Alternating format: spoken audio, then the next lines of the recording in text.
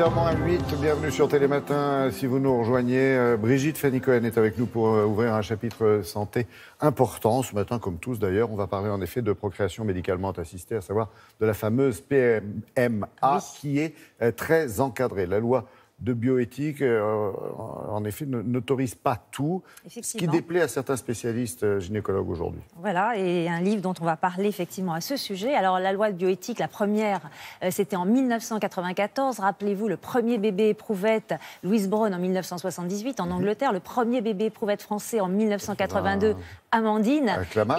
Exactement, à Clamart. Et depuis, dans la décennie qui a suivi, il y a eu comme une sorte d'explosion du nombre de fécondations in vitro, du nombre d'inséminations artificielles. Il fallait donc encadrer cette nouvelle médecine qui était en train de naître, d'où la loi de bioéthique de 1994, qui prévoit que, compte tenu de l'évolution de la société, compte tenu de l'évolution de la recherche médicale, eh bien, cette loi doit être révisée régulièrement tous les 4 ans. Alors, actuellement, on sait par exemple qu'il y a un certain nombre de choses qui sont autorisées, un certain nombre de choses qui sont interdites. Par exemple, cette loi prévoit que la procréation médicalement assistée est réservée aux couples hétérosexuels ayant des problèmes d'infertilité.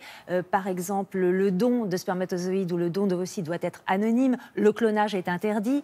Beaucoup de restrictions. Il y a des restrictions, et notamment des restrictions qui font débat. Par exemple, les femmes, aujourd'hui en France, n'ont pas le droit de congeler leurs ovocytes pour des raisons personnelles.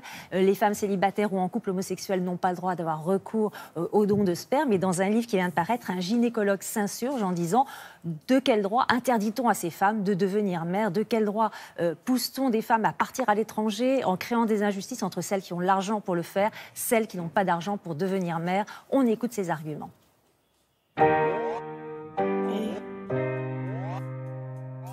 Les femmes homosexuelles et les femmes seules n'ont pas accès en France à la PMA. On a souvent mis l'accent sur l'idée que les enfants auraient des troubles de développement. C'est faux, on le sait par des études pour les femmes homosexuelles. Pour les femmes seules, par l'expérience d'une quinzaine de pays européens qui le font, certains depuis 25 ans. Pour moi, ça constitue une injustice puisqu'elles sont obligées de se rendre dans ces pays étrangers pour bénéficier de cette prise en charge. La conservation des ovocytes en France n'est permise que si la femme est exposée à une maladie comme le cancer qui va mettre en péril sa fertilité, mais congeler ses ovocytes juste pour garder son capital de fertilité n'est pas possible, alors que c'est possible dans de très nombreux pays européens. Un certain nombre d'arguments ont été avancés. Le risque du prélèvement, le fait que ça permettrait aux entreprises de faire pression sur les femmes en leur demandant congelez vos ovocytes et vous ferez vos enfants plus tard. Le fait qu'on peut utiliser ces ovocytes à ce moment-là à n'importe quel âge. Pour ma part, ces arguments ne tiennent pas parce qu'aujourd'hui, les entreprises font pression d'une autre façon en disant ne faites pas d'enfants et total, quand elles se décident trop tardivement, elles ne peuvent plus en faire. Les risques de ce prélèvement sont très faibles, moins de 1%. Et quant à l'âge d'utilisation des ovocytes, on pourrait tout simplement donner un âge limite auquel les femmes pourraient réutiliser leurs ovocytes. Donc je ne vois pas vraiment d'argument valable pour continuer à interdire cette autoconservation d'ovocytes.